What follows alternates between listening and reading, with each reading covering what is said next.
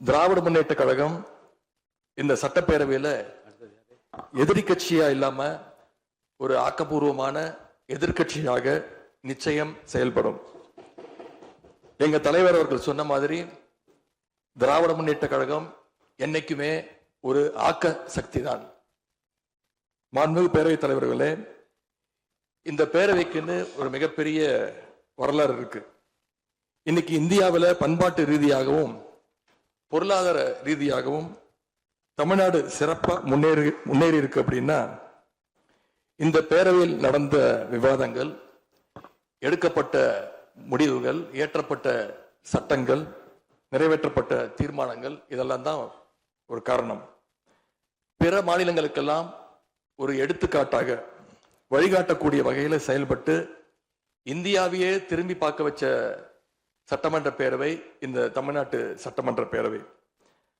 அப்படிப்பட்ட இந்த பேரவையில ஆரோக்கியமான ஆக்கப்பூர்வமான விவாதங்களுக்கு இடம் கொடுத்து ஜனநாயக மாண்புகளுக்கு முக்கியத்துவம் கொடுத்து பேரவைத் தலைவர் அவர்கள் என்றைக்கும் நடுநிலைமையோடு செயல்பட வேண்டும் என்று நாங்கள் அனைவரும் விரும்புகின்றோம்.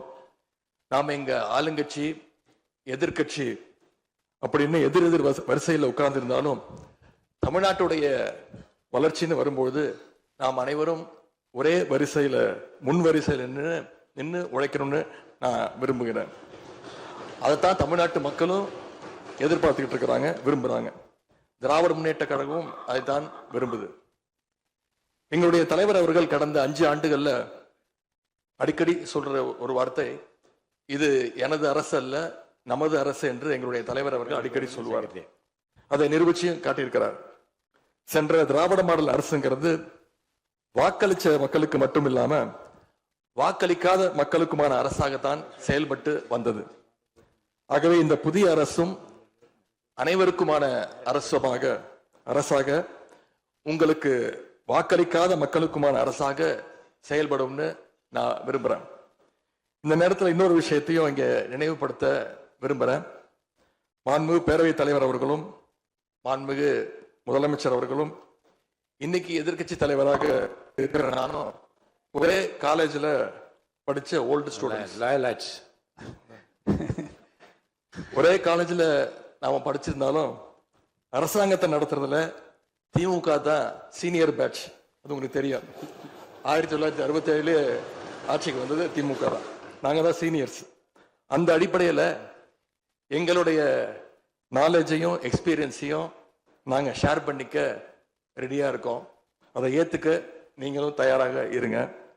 ஏன்னா நமக்கு எப்பவுமே தமிழ்நாட்டு மாநிலத்துடைய நலன்தான் மிக மிக முக்கியம்.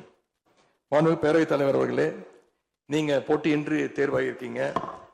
மாண்புமிகு முதலமைச்சரும் எதிர்கட்சி தலைவரான நானும் உங்களை அவை முன்னவரும் இந்த இருக்கையில உட்கார வச்சிருக்கிறோம், அமர வச்சிருக்கிறோம். இன்னைக்கு உங்க கையை பிடிச்சி அழைச்சிட்டு வந்து உட்கார வச்சிருக்கிறோம். இனி எங்க 2 தரப்பையும் நீங்க தான் கையை பிடிச்சி அரவணைச்சு கோவம் இல்லாம கோவப்படாம, நீங்க கோவப்பட மாட்டீங்கன்னு தெரியும். உங்களை கோவப்படுத்துற மாதிரி எந்த செயலையும் நாங்க செய்ய மாட்டோம். சட்டமன்ற ஜனநாயகத்துல ஆளுங்கட்சி காதுகளாகவும் எதிர்கட்சி குரலாகவும் இருக்க வேண்டும். அதுலதான் இந்த அவையுடைய பெருமை நிச்சயம் அடங்கி இருக்கு.